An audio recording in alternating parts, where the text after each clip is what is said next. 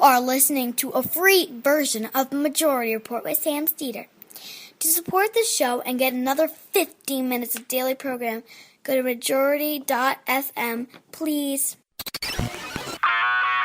The Majority Report with Sam Steeder. It is Wednesday, May 15th, 2019. My name is Sam Steeder. This is the 5-time award-winning Majority Report. We are broadcasting live, steps from the industrially ravaged Gowanus Canal in the heartland of America, downtown Brooklyn, USA. On the program today, Dennis Lewycky on the magnificent fight celebrating the Winnipeg General Strike, which took place this day 100 years ago. Also on the program today, Alabama passes a total ban on abortion as a means to test Roe v. Wade. And the U.S. State Department evacuates all non-emergency personnel from our Iraqi embassy, supposedly over fears of an Iranian attack. Convenient. Meanwhile, out of the deep concern we have for what's going on in the Middle East, the U.S. has all but shut the door completely and totally on Syrian war refugees. And federal court, Trump's bid to stop the financial records subpoena from Congress looks like it is failing. Elizabeth Warren says no thanks to Fox. And Joe Biden says the Republican fever just needs a little bit of aspirin and everything will be fine. 16 million voters were removed from the voter rolls in the run-up to 2016. Donald Trump Jr. will provide limited testimony to the Senate Intel Committee as per a recently negotiated deal. And in Florida, you'll have multiple radio stations that will be playing a never-ending loop of Trump speeches over the next 16 months. All that and more on today's Majority Report. Welcome to the show, ladies and gentlemen. Thank you for joining us. We threatened to do it. We claimed we would do it. And we're going to be doing it. We're actually not just acknowledging the Winnipeg General Strike from 1919, specifically. Oh, Canada! Yes, but we're going to be talking today to the author of The Magnificent Fight on how that strike came about, its lessons that we can apply today. Important to have a sense of these things. When opportunity strikes, no pun intended, in the near future, maybe in the distant future, who knows?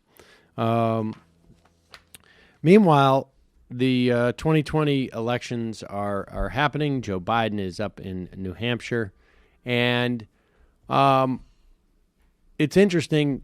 In this office, there has been a slight role reversal, whereas I, for an extended period of time, of course, have been on my blame the voters bailiwick for several years now. There are others in this office who have been on the other side of that. And now it feels a little bit like things have reversed. I think I've charted a third way the whole time between your complete discrediting of the people and Jamie's blind faith in them. What has yours been? It's that I both respect and disrespect the electorate simultaneously in a way that synthesizes the contradictions in a way that's convenient depending on the argument I'm making at a particular time. Dialectics, Bill. I will say that you have mastered that ability. It's an ability called synthesis. You're too blindly ideologically committed to your resentments and emotional agita and Jamie's utopian visions. Ask me today, is there a poll that's bad for Bernie? The electorate's looking very bad. However, I have confidence in them in the long term. Well, I mean, potentially. That is what I've been saying about Joe Biden. My confidence in the electorate is rather limited. However, I do think, and look, I'm not even saying this from an ideological perspective. I mean, I feel like I have a decent understanding of partisan Democrats. And I just think that those partisan Democrats have a little more savvy than they used to, and have a little less patience than they used to, a little less desire for compromise. I don't know that the West Wing could succeed today in today's environment, the TV show. But here is Joe Biden saying something that I think many of you will find, in some ways, incredibly stunning, because you are all aware of what has taken place over the past 3 years, and you are aware of what took place in the 8 years during the Obama-Biden administration, and also are aware of what happened from 2000 to 2008 during the George W. Bush administration, and so on and so on. This is such a shocking thing to hear. We will talk about the potential explanations for this, which range from medical conditions to deep cynicism. But here is Joe Biden at a place apparently that serves yogurt in New Hampshire, by a yogurt sign, answering a question, suggesting that all you need to do is get rid of Donald Trump, and then magic happens, and Republicans turn okay. Here He's he like is. the Night King. I just think there is a way, and the thing will fundamentally change things, is with Donald Trump out of the White House. Not a joke. You will see an epiphany occur among many of my Republican friends. And it's already beginning this year in the House now. You've seen people that, in fact, were not willing to vote for any Democratic initiative, even if they agreed with it, because they didn't want to be the odd person out if it wasn't going to pass. There's no sense in getting politically beaten for something that's not going to happen. Let me put it another way. If we can't change it, we're in trouble. This nation cannot function without generating consensus. Okay, so there's two parts to this. The first part is Joe Biden claims that the Republicans are going to have an epiphany if Donald Trump gets out of office. If this sounds remarkably similar to the idea, let's say, that their fever will break, that makes sense, because that's exactly what Obama said about the Republican fever breaking. He said this back in 2012, right before his reelection. He argued, my expectation is if we can break this fever, we can invest in clean energy and efficiency because it's not a partisan issue. He says that if he expects the gridlock to end after the election, if he can win the election, because then that after the election, now it turns out that the goal of beating Obama doesn't make much sense because I'm not running again, we can start getting some cooperation again. Now, maybe Joe Biden was asleep during those years, Or, Sleepy Joe. as Paul Waldman writes in the Washington Post, maybe there's some type of blow to the head that took place. In fact, he writes, if Biden thinks it is, he says, though this is something all of us would like to believe is true, it just isn't. And if Biden thinks it is, we should check to see if he recently suffered some kind of blow to the head. And then he goes on to say, it's possible, of course, that Biden doesn't actually think that Republicans will be joining him in a spirit of openness and compromise. He may know what the reality is, but also believe that it's worthwhile to at least pretend some other future might be possible. And Waldman goes on to say, the only problem with that is there's no evidence. There's much to be gained from being seen as reasonable and moderate. Voters don't reward you for it. It doesn't get you any closer to achieving your policy goals. So what's the point? So either we have someone who is deluded or just posing in a really, really unhelpful way. Because I actually think it's not just what's the point. There's great detriment here. Because if Joe Biden is setting up this basically built-in excuse for the Republicans and why they are following Donald Trump in lockstep, how do you explain what happened in Alabama yesterday? How do you explain what Mitch McConnell has been doing for years? How do you explain the empty seat? How do you explain Mitch McConnell going on and saying, the best part of my career was looking Barack Obama in the eye and saying, you will not get that empty Supreme Court seat? This is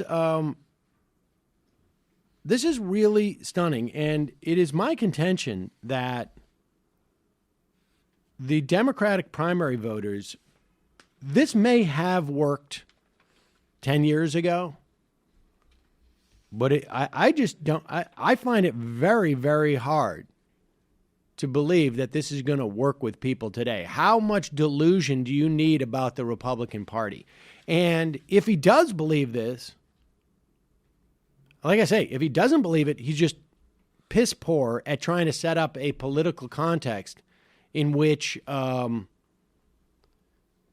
can get anything done.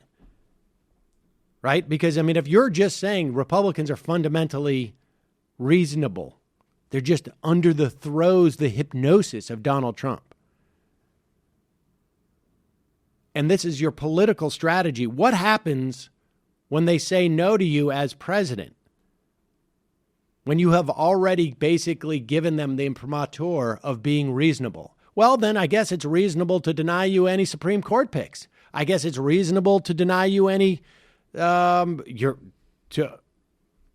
sign off on your hearings for to staff your administration. I guess it's reasonable to not allow you to have any federal court picks. I mean, this is what he's doing is extremely dangerous.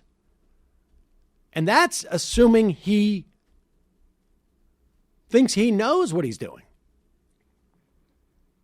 He may also just believe this stuff. He may be so insulated from what's going on that he believes this stuff, which is even scarier. But I will remind you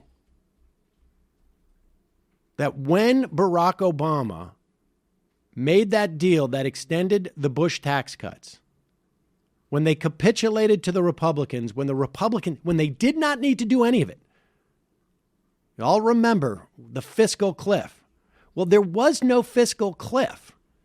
Those Bush tax cuts did not need to be negotiated because they had a sunset provision. They were going to go away on their own.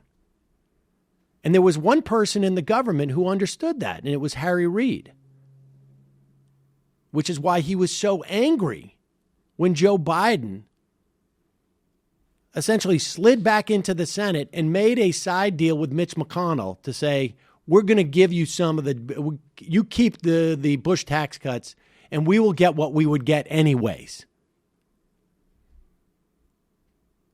Joe Biden, and you can see it in the second part of what he says, which is, if we can't do this, the country is in real trouble. Well, we haven't been doing it for years and years. There's a reason why Barack Obama, the best things that he did and the things that were so easily unwound were because they were all by executive action. And the reason why they were all by executive action is because we're already there. We've been there. So the question is, how do you respond to it? Do you continue to go back to the Republicans and expect them to be moderate when they haven't been and they have been successful in not being so? Or do you make them pay a price? And he is basically saying there's no price to be paid. I understand you just were under the hypnosis of Donald Trump. I mean, this is just absurd, and it is dangerous. And it is particularly dangerous at a time now where that judiciary, all of that scheming by Mitch McConnell has paid off. And Joe Biden is just basically saying you're going to get a free pass, a free political pass. And what's going to happen is, if he becomes president, they're going to take that pass and they're going to slam him over the head with it. He's going to find out it's a club. Really stupid. And frankly, I think Democratic voters are just going to be like, what Republican Party are you talking about? This is something that makes Joe Biden look incredibly out of touch. Delusional. Yeah, I hope that you're right. I mean, it is a nice bedtime story, right? Like, Trump is the Night King, and as soon as you kill him, his army of ghouls is just going to fall on the ground and play dead. Exactly. We'll see. I mean, we'll see if people are dumb enough to buy it. I feel like I have to defend myself for a second, though. I did not say that I do blame the electorate. I said if I were the type of person to blame the electorate, it sounds like you're learning. Yeah, there you go. And yes, I would say that if you vote for Joe Biden in the 2020 primary, you deserve President Andrew Dice Clay in 2024. There you go. I like the use of the word if. Yes. Everything is hypothetical. This is not hypothetical. JustCoffee.coop offers you 10% off with the coupon code majority. They are a fair trade. Not only do they give a fair rate to their farms, they don't abandon their farms. I had a chance to go out to Wisconsin a couple of months ago. I spoke to the folks there. When their farms have problems, they stand by them. Other roasters, whatnot, they will abandon the farm because they know they can go to the next one and get the coffee that they need. These guys stay with these farms. I mean, even if their coffee did not taste great, even if they didn't have multiple types of roasts and types of coffee, even if they didn't offer a majority report blend, ladies and gentlemen, this would be the place to buy your coffee. But all of what I just said was true. So justcoffee.coop, fair trade coffee, tea, or chocolate. Get 10% off your order. It's always free shipping. And also, don't forget, you can support this program by becoming a member. Go to jointhemajorityreport.com. And we're going to take a quick break. When we come back, we will be talking about the magnificent fight, the 1919 Winnipeg General Strike with Dennis Lewycky.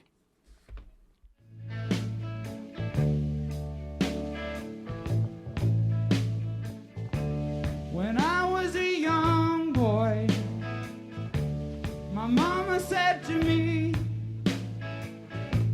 your dad is leaving home today. I think he's gone to stay. We packed up all our bags and drove out to Winnipeg.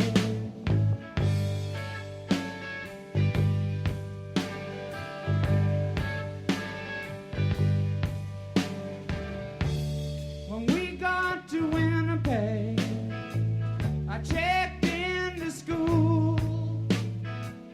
I wore white bucks on my feet when I learned the golden rule. The punches came fast and hard.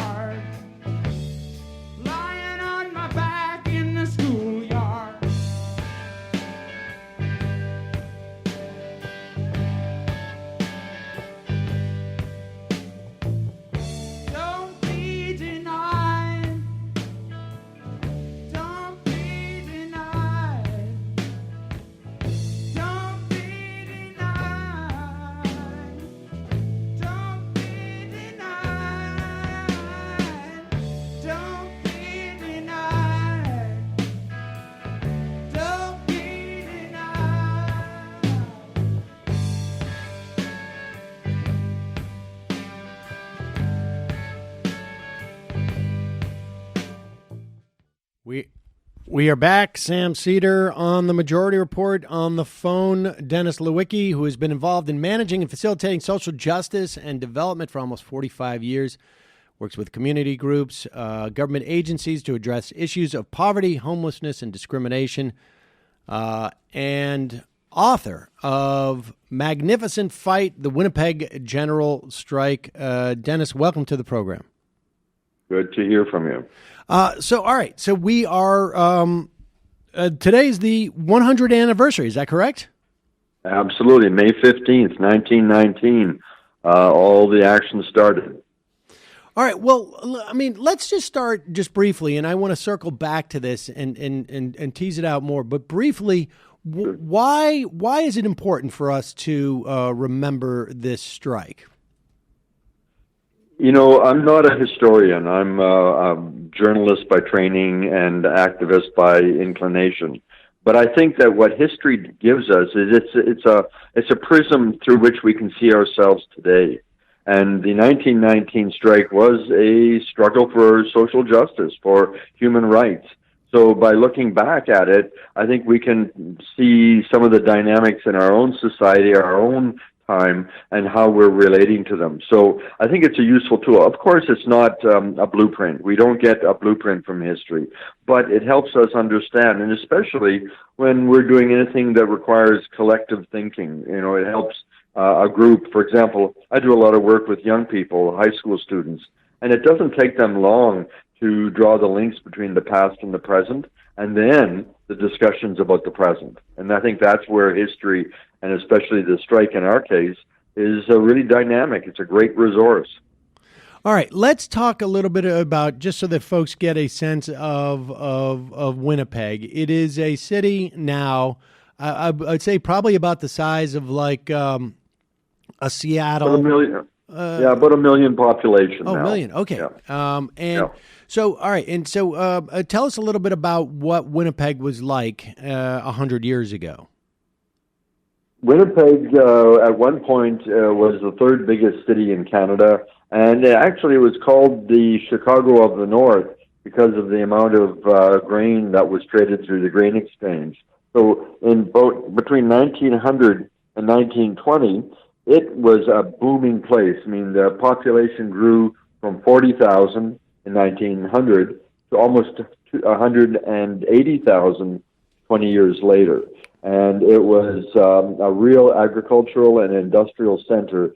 3 railroads converged here. There were 13 banks, the grain exchange, the industries, metalworking industries, huge steel production for the construction of big buildings. At one time, there were 13 what people call skyscrapers at the time, and one of them that was built in 1906 was considered the tallest building in the British Empire.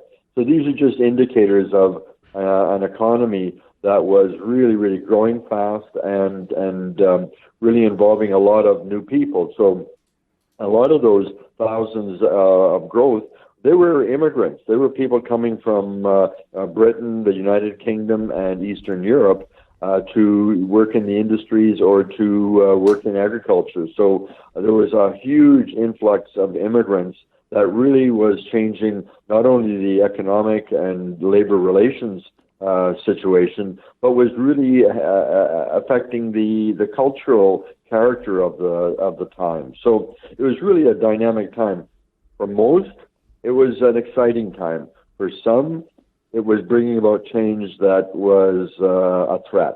So it was good in many ways, but it also created stresses and strains on the society at the time. Okay, and so you mentioned that it was renowned for having a skyscraper, and the strikes started, at least in part, with some of those construction workers. Tell us what led up to the strike. Well, there were 2 real key groups at the time that were negotiating for better wages and reduced working hours. And that was people working in the construction trades, electricians, carpenters, that kind of skilled tradesmen. And then on the other side, there were the metal trades workers, tinsmiths, boilermakers. These two groups were negotiating with their employers at the time, and mainly it was around wages. But if you remember, at that time, it was 8 to 10 hour days and 6-day weeks. It was, nothing like we have today. So they were always trying to negotiate better working conditions and benefits for workers.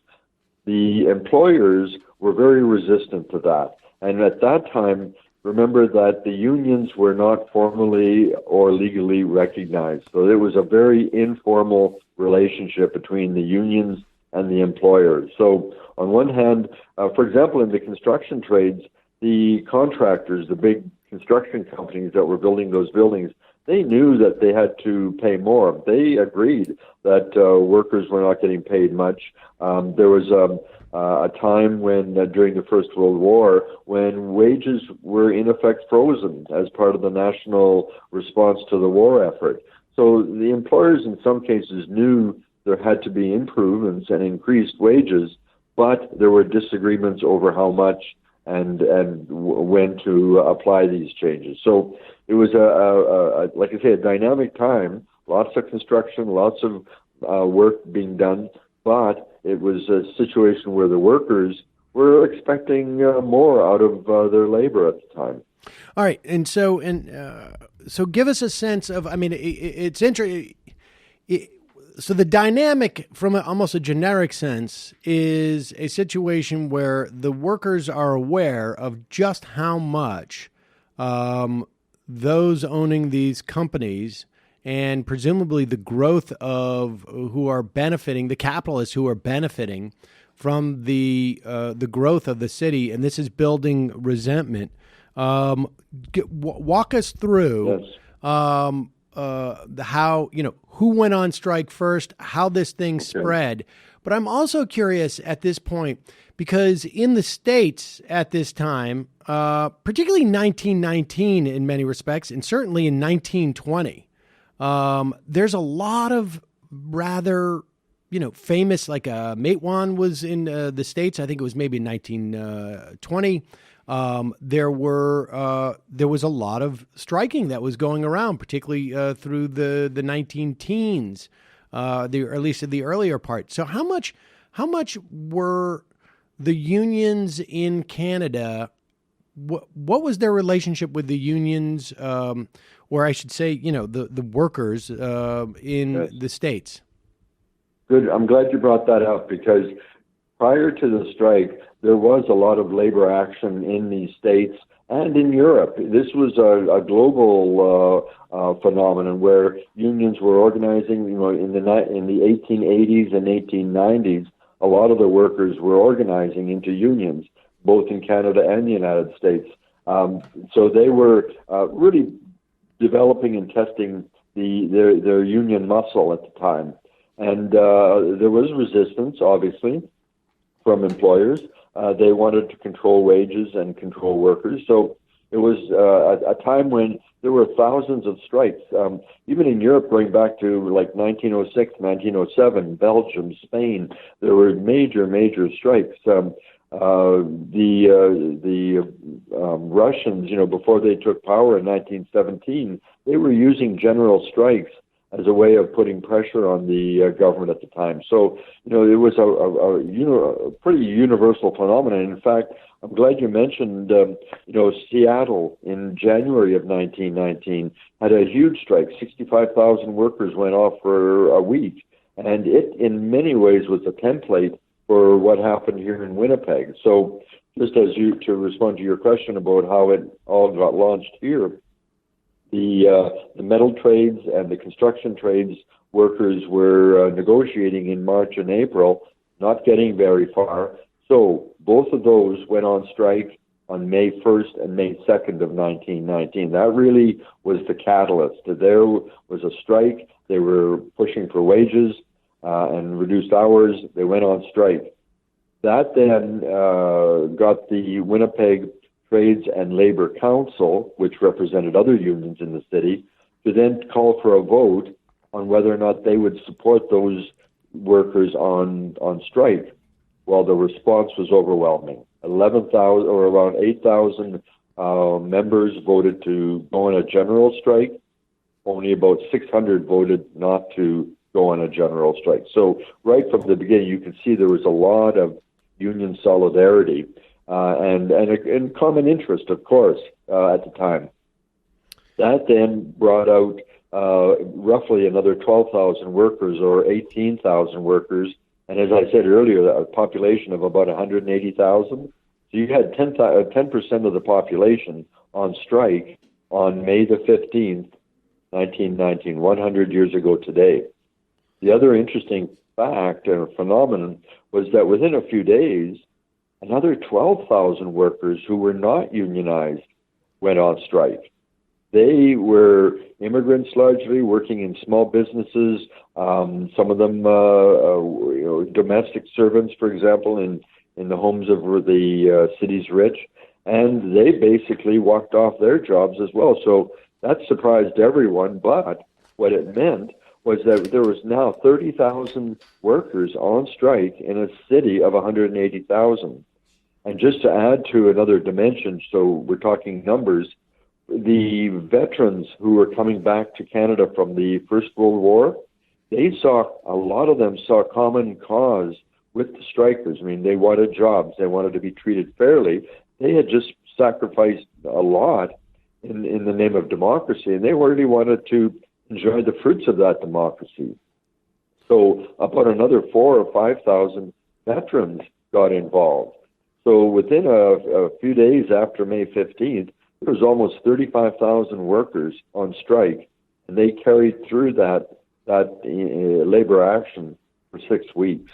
And so, you're talking about almost 20% of the population, and I would imagine much higher figure relative to the working age population, right? Because we're Yes. I mean, and so that has devastating effects. I'm curious about this dynamic before we get to, how this ends.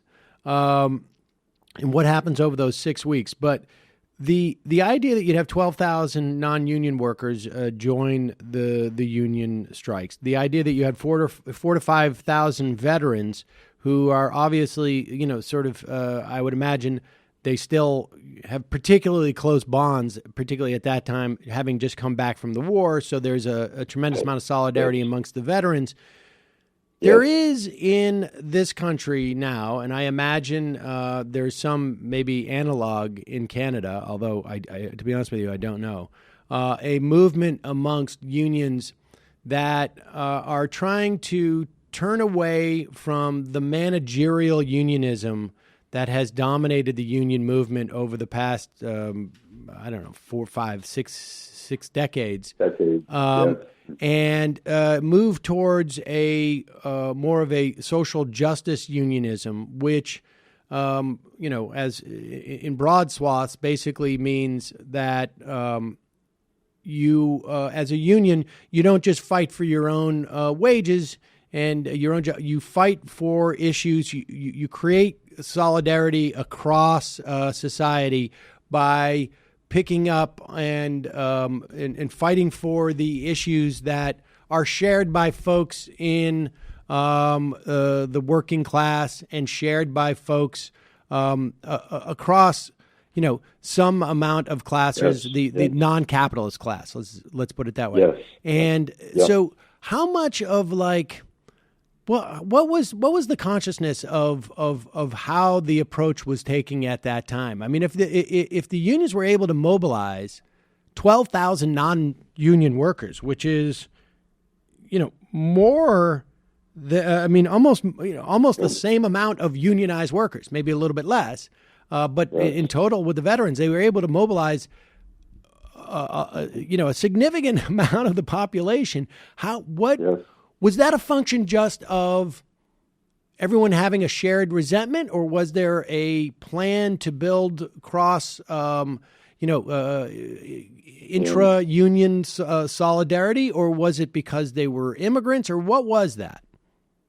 Well, there were a number of things, I would say. However, one of the key elements that kind of glued together that class solidarity was a lot of these immigrants came from situations in Europe where they had felt oppression. They were living under draconian regimes, feudal regimes. So they came to Canada with a couple of expectations. One, they were coming to Canada to build a new country, to build a new nation. And it wasn't just their labor, it was their tenacity, their courage, their resilience that they knew they were bringing to Canada. Secondly, a lot of these organizations were very, very independent. These people were very, very independent. So they built their synagogues, they built their labor temples, they built their churches, they set up their community organizations, they started benevolent societies.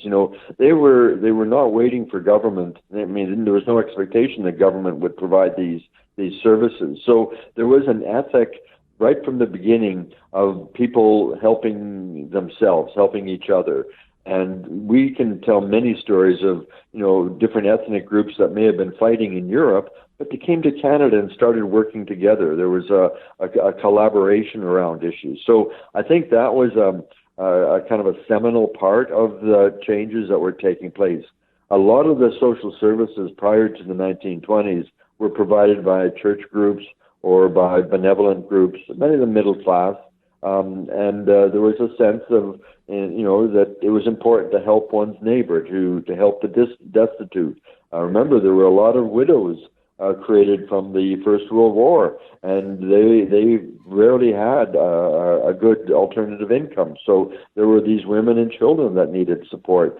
And because we're kind of a smaller country than the States, and our cities were smaller at the time, people knew and could see the conditions that people were living in, and there was that effort to respond. So one of the things that's maybe a little different between Canada and the States is that we've had a bit of that social unionism right from the early 1900s.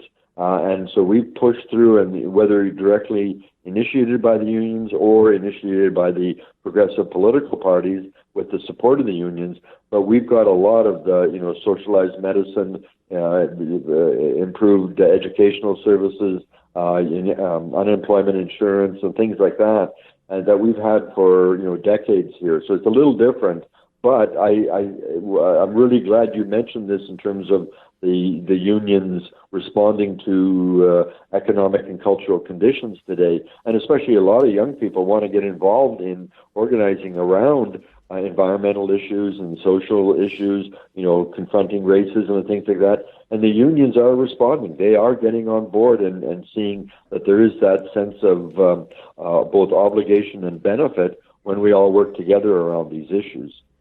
So the strike ends 6 weeks later, more or less, at least officially, I guess, on what is known as Bloody Saturday. What happened on that day?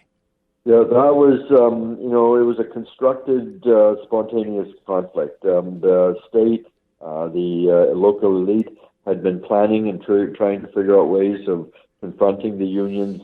They were ready for a fight. They had special police hired, ready to intervene. They had military ready, so that when the veterans planned a silent march, a silent demonstration on June the 21st, and it started out very, very peacefully. About 8,000 people congregated in front of City Hall in downtown Winnipeg, but the authorities were not up for tolerating any of that. They charged in with horses and clubs, and at one point they even pulled out the revolvers and killed a couple of men, killed 2 men. So it was a brutal suppression of the workers and of the veterans, and it was like I say, they were very clear that it had to be a peaceful, violent protest. And they were protesting the arrest of 10 men that had been arrested just a few days earlier, and the raids that took place on 3 of the labor temples. Again, the state had no authority to make these raids and arrests, but they did, and the public was incensed. And so there were demonstrations all across Canada, and the one planned here in Winnipeg on June 21st was to culminate and really express the public's criticism of the government and what they had done with these men and with the labor temples. And so what happened in the wake of Bloody Saturday? Well, the workers, I'm sure, not being there, but, from the records we had, the workers were obviously disillusioned by then because it seemed that the strike had become very violent. Throughout these 6 weeks, the unions were constantly saying that the best thing that for the workers to do during the strike to win was to do nothing, not confront, not challenge, not demonstrate. So when this happened, it demoralized everyone, and the Central Strike Committee then called an end to the strike for June 25th. Now, in a way, the interesting echo or wave that came out of that, within the next 2 years, a number of very progressive and labor-oriented politicians were elected to office in the city government, the provincial government, and the federal government. And just to give you a snapshot, 3 of the so-called strike leaders that were charged with and convicted of seditious conspiracy, they were in jail in 1920 when they ran for the provincial legislature, and they were elected, overwhelmingly elected, even though they were never allowed out of jail. So, the aftermath really was a vote of the people on the strike, and they voted their support for the strike and the strike leaders. Wow. And so following that, like, what were then the echoes and the ripples of that strike? Yes. I mean, did we see any type of reforms? I'm curious if there was ever any analogous legislation. And, I'm jumping ahead. Of course, Taft-Hartley happened in this country in the 40s, late 40s. And that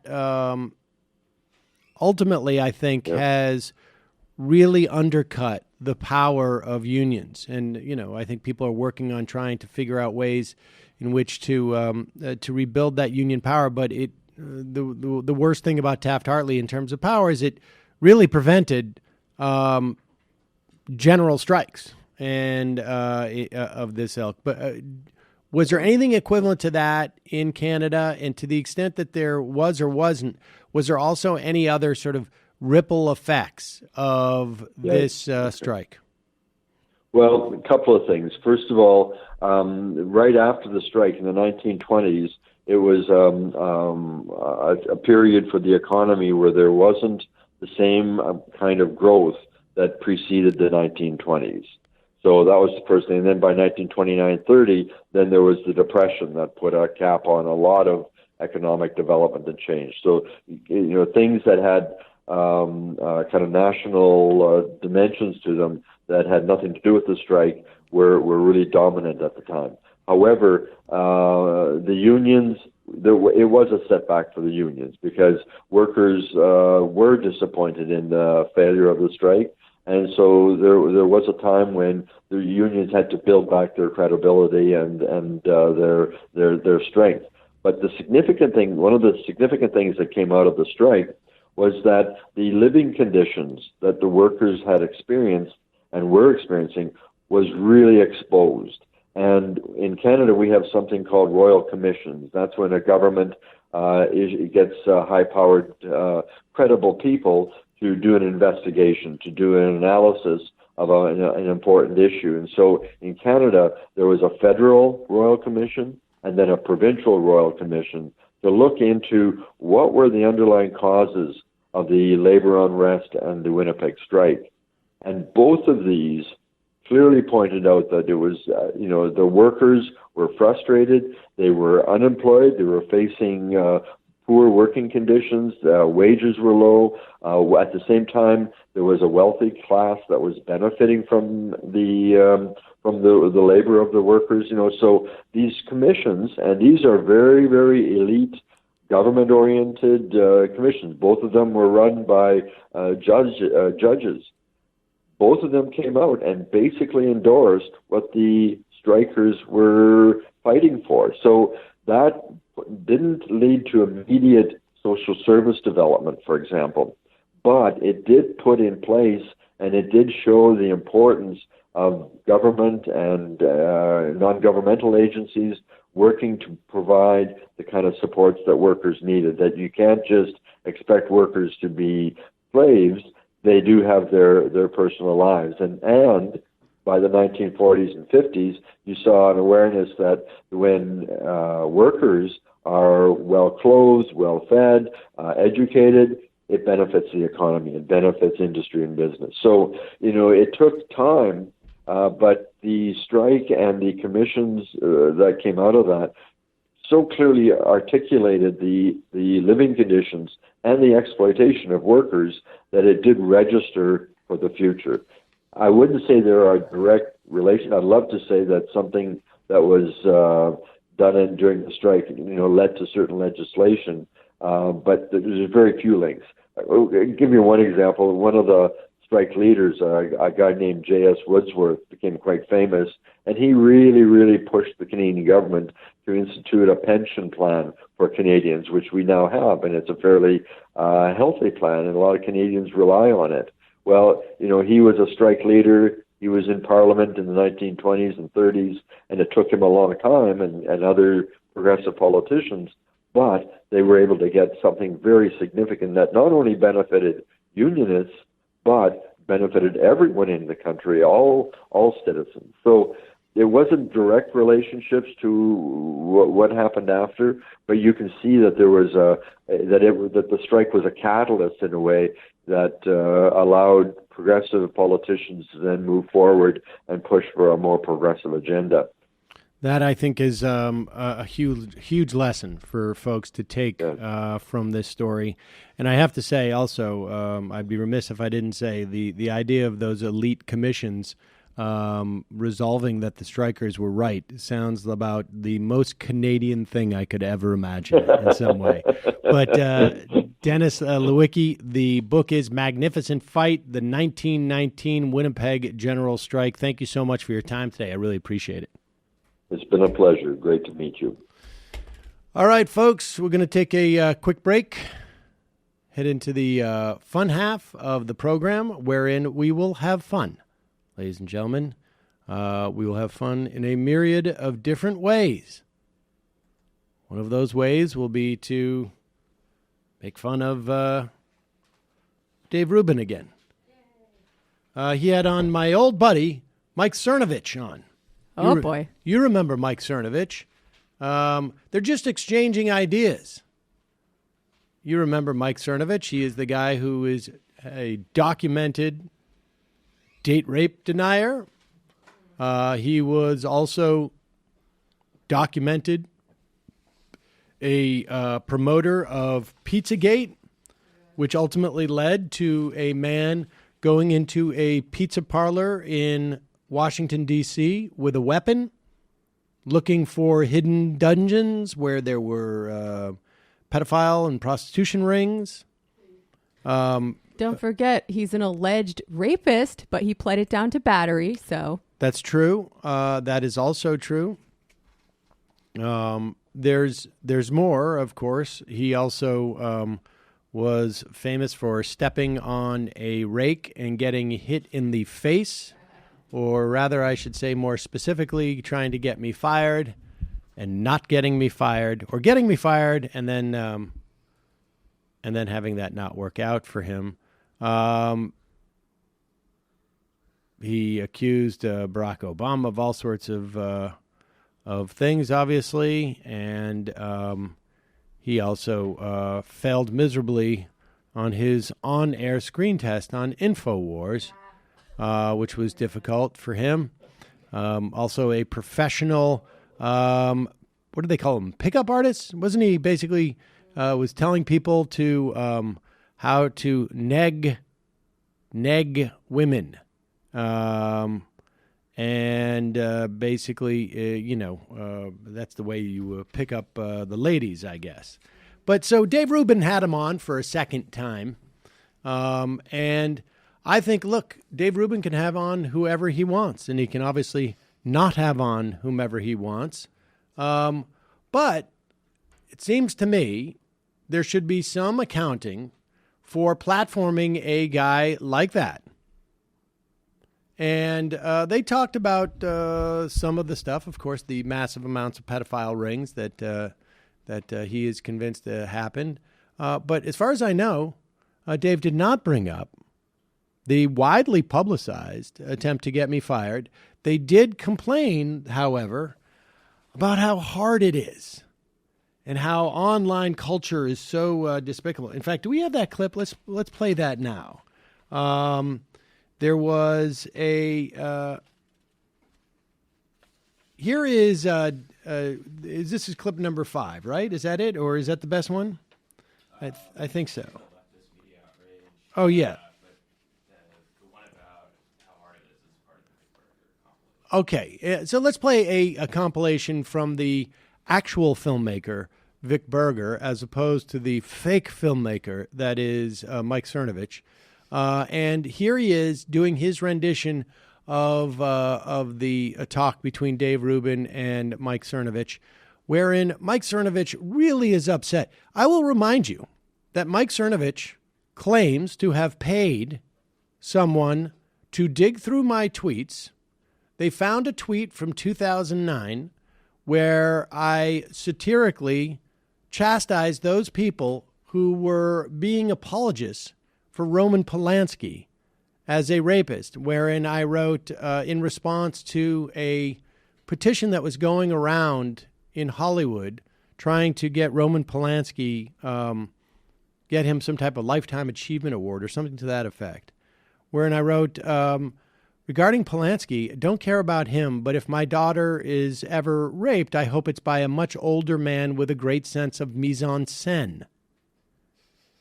And the satire there obviously was that it is absurd that you would let someone off for the rape of an underage girl because they're a great filmmaker. That seems absurd. Well, of course, Mike Cernovich hired someone to dig through my tweets. That's all they could find. They tried to weaponize that with the use of bots. They had Donald Trump Jr. retweet it. They had Seb Gorka retweet it. Mike Cernovich and his folks pretended to be outraged citizens, members of a pedophile victims group, and emailed all of our advertisers in an attempt to get them to end their association with this program, and ultimately got me fired from MSNBC, and then ultimately I was rehired. That did not come up in this conversation, but what did come up is how hard being a public figure is for Mike Cernovich, as told through this Vic Berger video. Berger did, we had...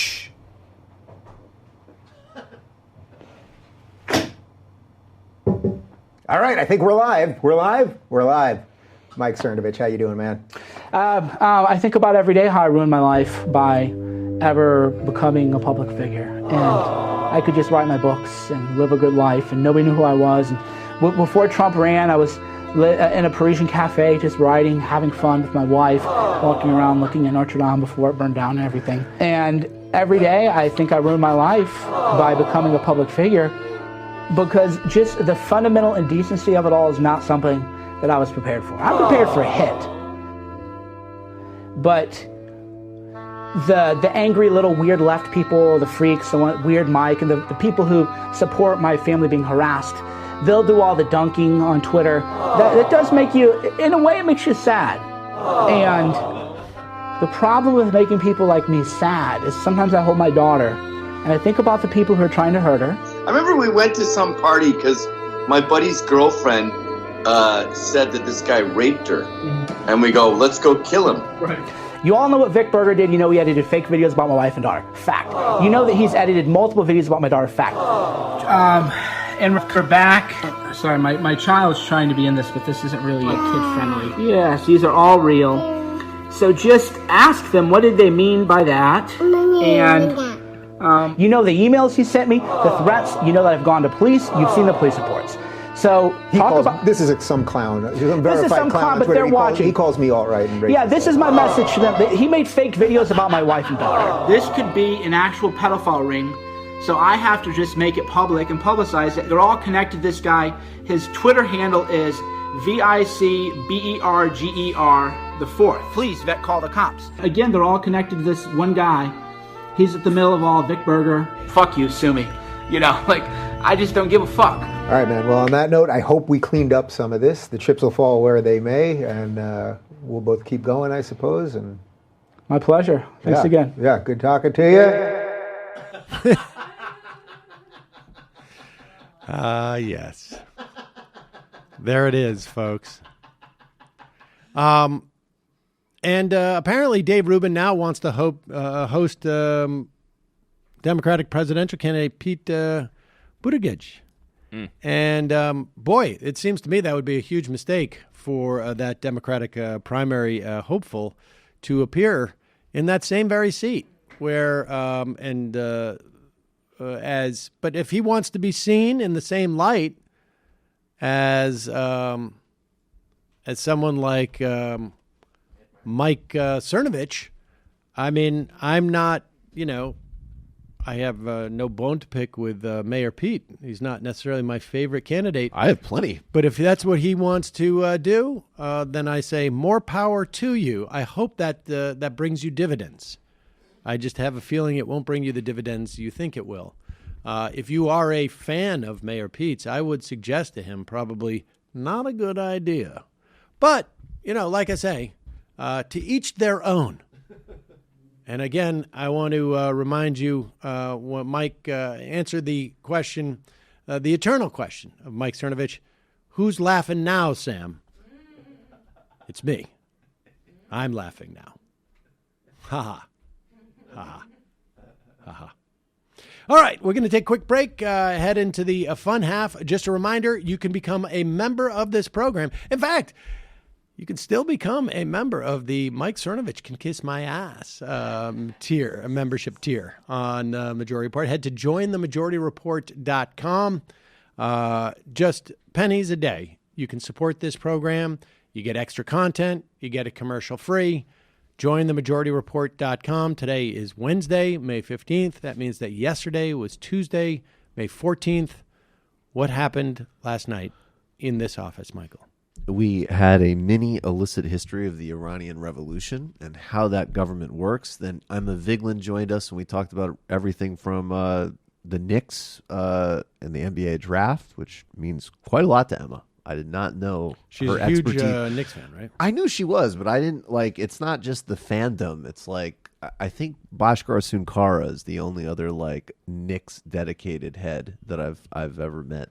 Like Waz doesn't care about that. But so we talked about that.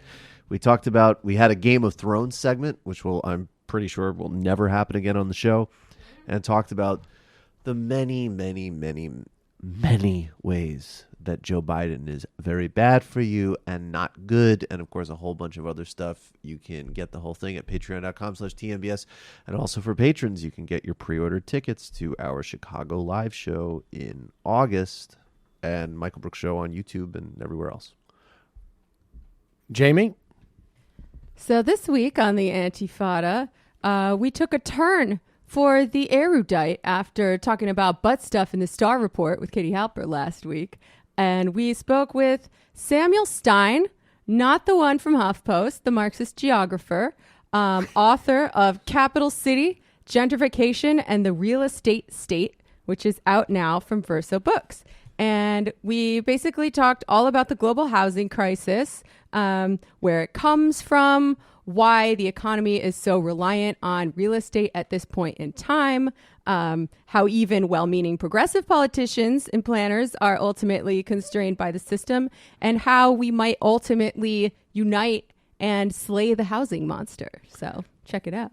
Check it out, folks. Check out Hiawatha Talk on Matt's podcast, Literary Hangover. Quick break, fun half. See you there. You are in for it. All right, folks, 646-257-3920. See you in the fun half.